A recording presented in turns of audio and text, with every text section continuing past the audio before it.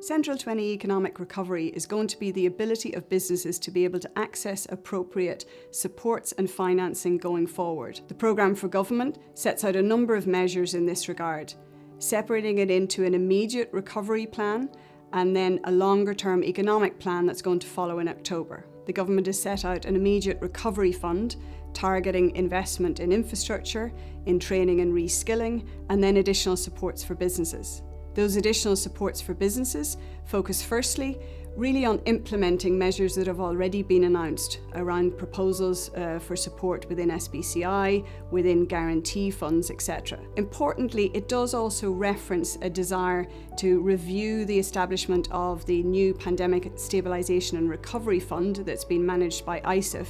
And the hope there would be that they intend to fill the gap that is existing at the moment between SBCI supports and ISIF supports.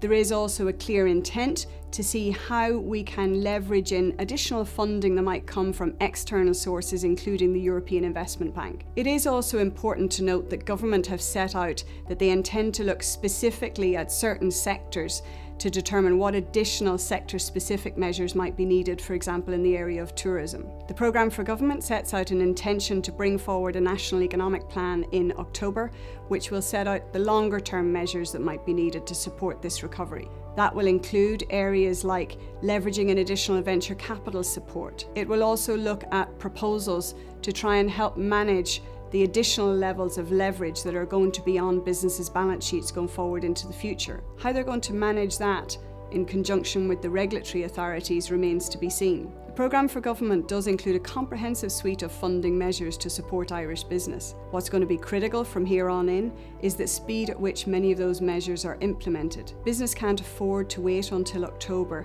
for a lot of these measures to see reality. One would hope it's not too aspirational and that it does move forward to implementation very quickly.